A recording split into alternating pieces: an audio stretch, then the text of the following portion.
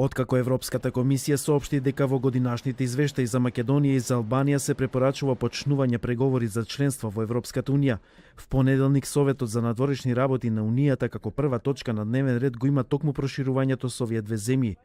Во вторник ќе заседава и Советот за општи работи на Европската унија, пред да заседава Советот на Европската унија на самитот во Брисел на 28 и 29 јуни, на кој ќе се одлучува за почнување на пристапните преговори со Македонија. Шефот на грчката дипломатија Никос Козијас најави дека утре ќе ги потпише, а в понеделник ќе ги достави писмата до Европската унија и НАТО, дека неговата земја нема да се противи за европска и евроатлантска интеграција на Македонија. Официјален Берлин најави силна поддршка, откако и холандскиот парламент даде зелено светло земјава да почне преговори со Унијата. СДСМ и ВМРО ДПМН повторно со спротивни ставови за договорот за името.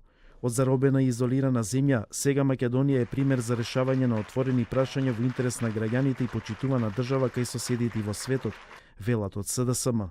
Северноатлантскиот совет прифати покана за влез на земјава во НАТО да биде ставена на дневен ред на следниот самит на Алијансата.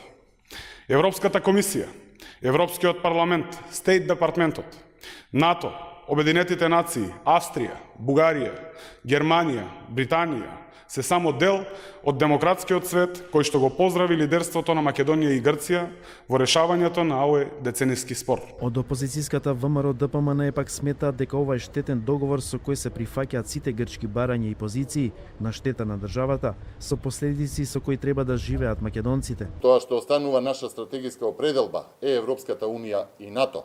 ВМРО ДПМН е од секогаш била прозападно ориентирана и мора да се знае дека членството е резултат на добар мерит систем, а не резултат на она што може да се попушти и продаде. Од друга страна, сега сите мора да живееме со последиците од договорот кој што го склучи Зоран Заев.